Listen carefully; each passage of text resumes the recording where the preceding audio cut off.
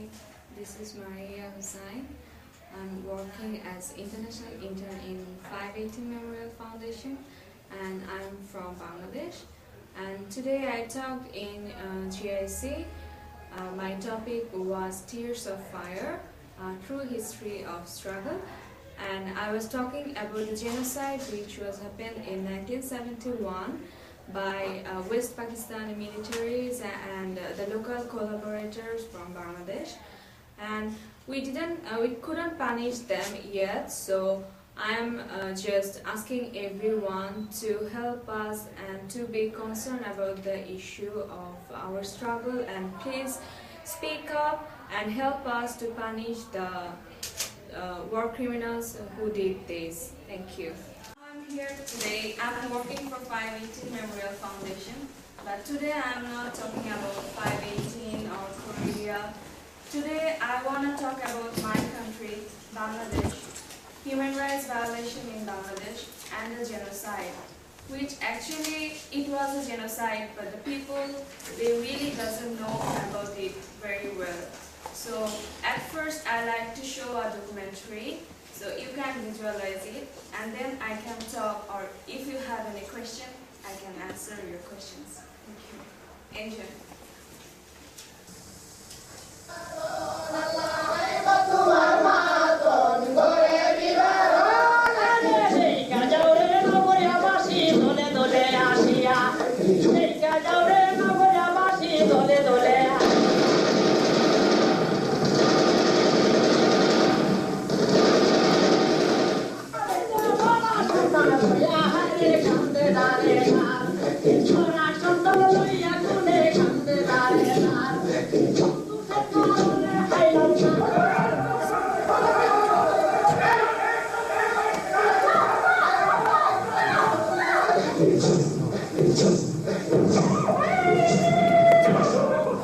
In 1971, a small South Asian nation called Bangladesh experienced perhaps one of the worst genocide of the post-Second World War period. At least 3 million people were killed, and over 10 million were uprooted, forcing them to flee across the border. There are many people in the world who are unaware of this massive human tragedy. It was also one of the worst crimes against humanity, yet no one was ever prosecuted, no one was ever held responsible. The memory of this tragedy is fast fading, yet for those who lost their loved ones, there is a wound that will never heal until those responsible are charged and prosecuted. The tears may have dried in their eyes, but the pain they must endure is still alive. They had not expected a life of tears. They had dreamt of sharing the harvests of that life with their cherished ones. In these dreams were built the rituals of their everyday life. Part of it was I'm Jewish, and I wondered as I was a child growing up, where were all the good people? Where were the good Germans when the trains rolled, when people were displaced, when people were being killed? And part of my commitment to myself and my commitment to all those who were killed and injured was to try and find ways to speak out against injustice. Here again was a whole people being killed because they simply happened to be Bengali, not for any reason other than that. And so it touched my Jewish heart.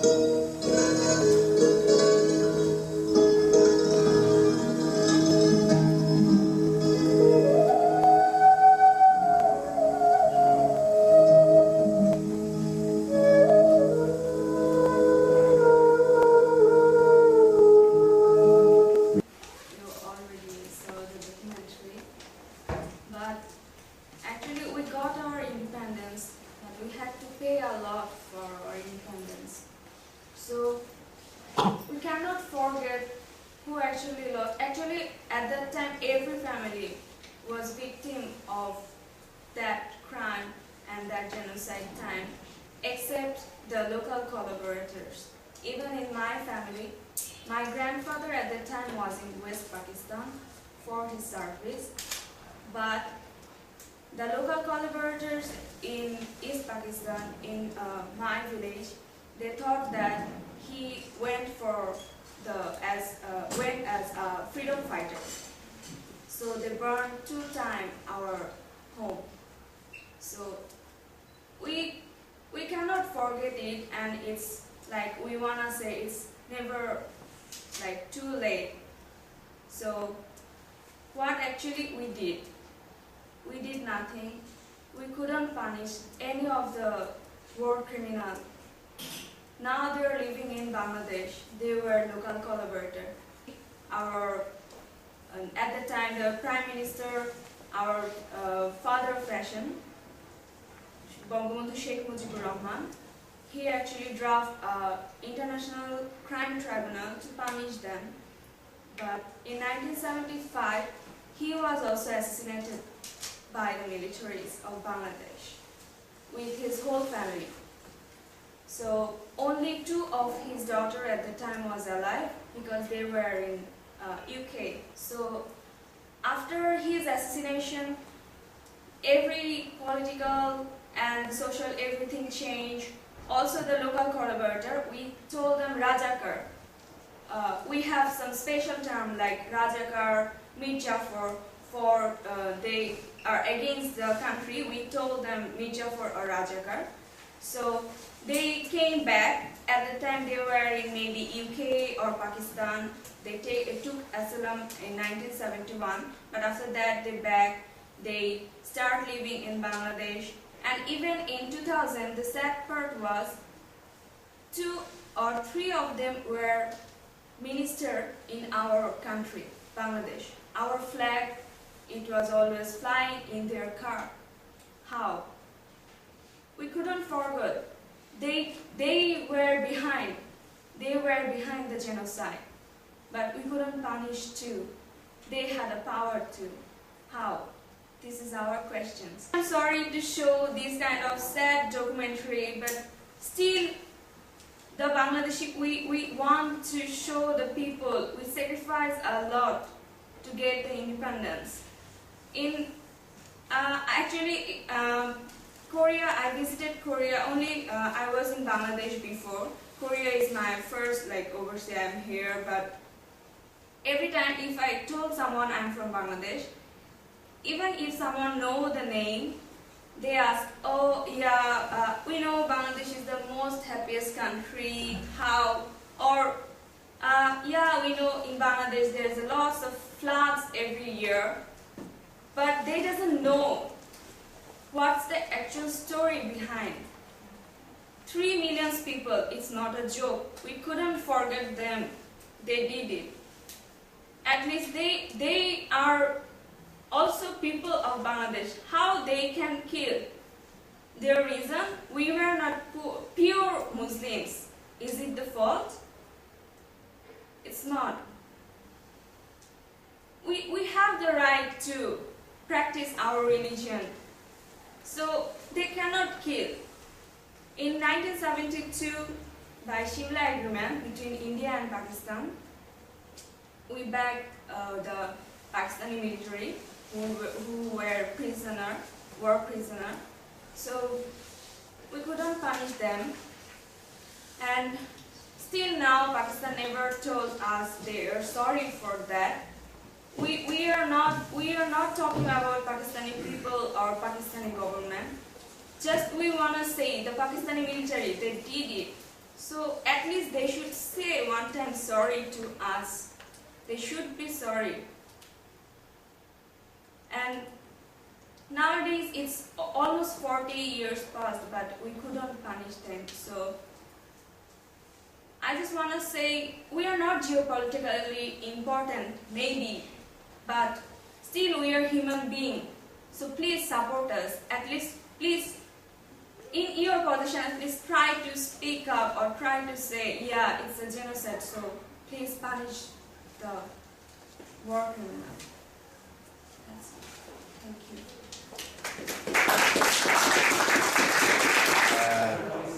I feel, after hearing Maria's interview on genocide in 1971 in Pakistan and Bangladesh, I'm ashamed of humanity. I really feel that there's plenty of information to hold the people accountable that committed these crimes, and I feel that it's a shame that the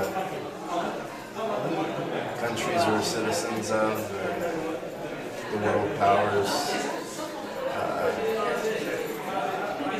don't spend their time rectifying wrongs in order that future steps eliminate such atrocities. And it's something that is now on my mind, and I'm witness to this genocide, and I'll do my part to speak the truth. And it's wonderful sharing. Thank the GIC for it was a very interesting presentation. Obviously, the video itself was quite a sad video, but I think it's very important that we don't forget about incidents like this. I mean, just because it's a very sad time in human history, that we shouldn't forget about them. We should remember these incidents, these massacres. We always say that we can learn a lot from our past, and we can learn not to make the same mistakes in the future. So the Bangladeshi genocide is something that a lot of Westerners and people around the world don't know very much about, unfortunately. So it was very nice of Maria to share her experiences and the history behind the genocide. Because this way, more people will learn about it, and that way, as I said, we can prevent further atrocities from happening in the future. I thank Maria very much for sharing the video and the story behind the video with us, and I thank the GIC as well for giving her the opportunity to do so. Thank you very much.